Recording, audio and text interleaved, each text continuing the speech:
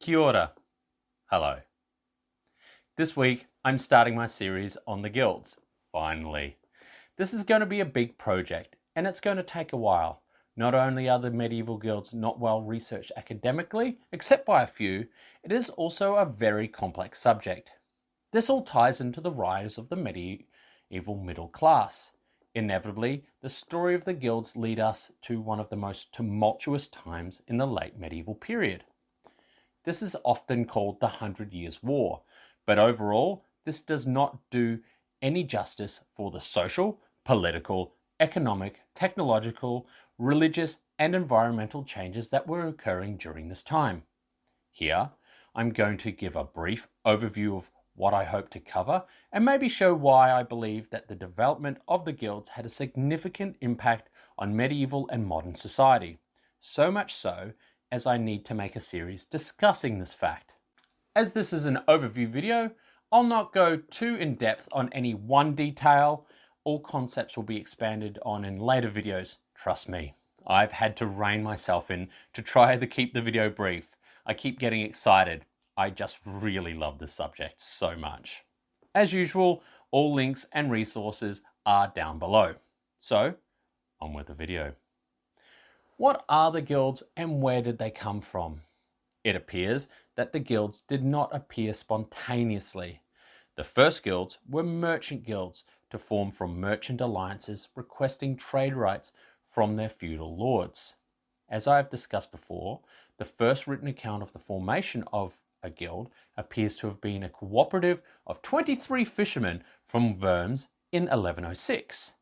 Yet these ideas did not come from nowhere. The ideas of communalism and cooperation were already familiar to medieval society. This was the confraternity. Yes, go watch that video if you haven't. No, I'm not nagging. I just believe it's important. I promise. As early as the 9th and 10th centuries, we see the formation of confraternities. These are both religious and trade in nature. It is from these confraternities we see the guilds originating. The functions of the organizations remain the same, they just now include corporatism. The first guilds were merchant guilds. They originally organized to protect their trade and position in society. Merchant guilds also sought to control the quality of their products to keep poor quality or outside traders of dubious nature from damaging the local market and their trade reputations. Later, trade guilds were formed around the same concepts. To operate in a trade, you needed to be a member of that guild. Depending on the city and period you were in, the regulations for each guild on what was expected for a new member to join changed.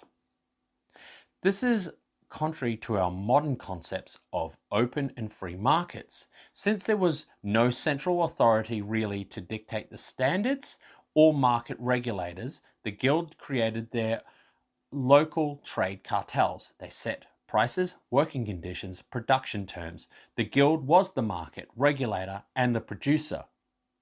What this does lead to is the control of the labor market. The guild shut out anyone from plying their trade. They set the terms of employment for people who provided the labor to the guilds. It was through this mechanism up until the late 13th century that allowed the rise of the newly minted wealthy burgher elite. The merchant guilds in particular locked out membership outside of hereditary means or sponsorship. This elite protected itself and its power from the working classes below. Now, we cannot call these workers serfs as they operated in cities and were free men.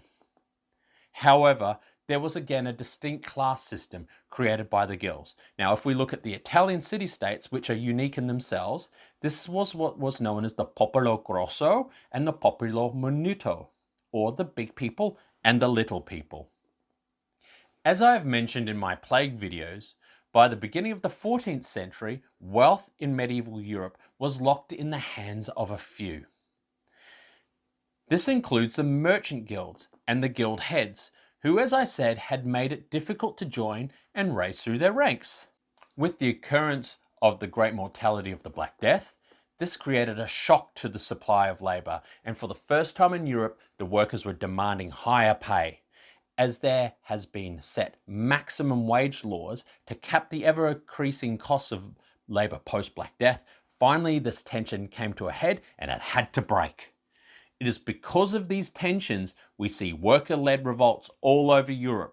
We casually refer to the Peasants' Revolt, or the Jacquerie, as the peasants being unhappy with overtaxing due to the British and French hostilities and the associated corruptions therein. However, we see revolts in the Flemish lowlands through the White Hood Revolts, a period of personal interest of mine, and the Ciompi Revolts in Florence, for example.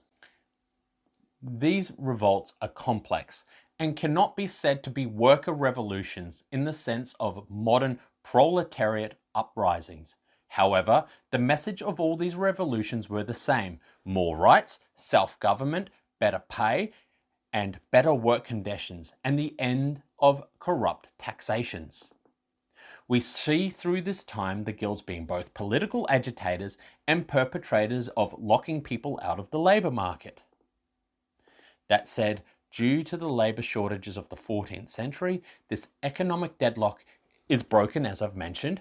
Guilds are forced to change their practices and allow new membership. This invigorates trade and skyrockets many enterprising people into untold wealth.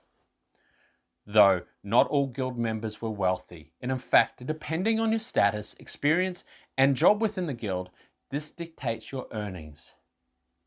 If we look to, say, the textile guilds, again, personal interest of mine, those that had the more complex tasks to perform would earn more money. Dyers would earn the most, while fullers and carders were paid the least, and often had to take up homespinning to make ends meet.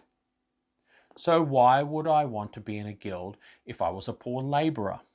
It seems I'm getting a pretty rough deal, since the guild dictates my work conditions and all, and how much I am paid, and I cannot work in my trade unless I'm a member. Seems like racketeering to me. There are benefits though. True to their confraternity roots, the guild offers protection to the members.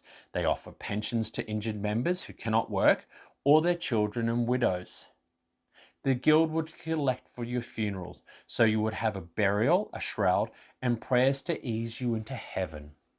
The guild would intercede on your behalf if your master should be too cruel or fail to meet your obligations as your employer. They would be banned from employing anyone else until they made redress. Well, there you go. Just an overview. And really, I had so much more just to talk about as an overview. And really, we are not even touching the sides on this one. Each time I go to write something on this video, I'd have to take notes for other topics because they would pop up for me to talk about.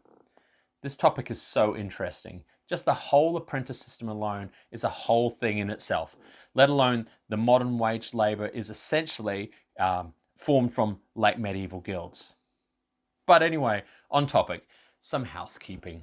As I've been writing this, I realise I need to pace myself on these because I really want to make sure I do this topic justice. As far as I know, no one is talking about this at all besides the few niche academic whose books and papers I read.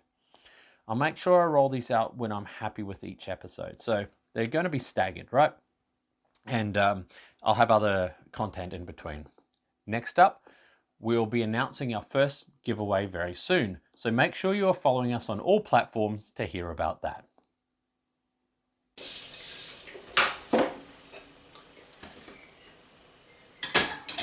Hi, you're still here.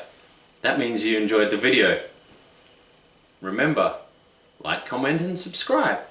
And stay safe, have fun, and keep reenacting.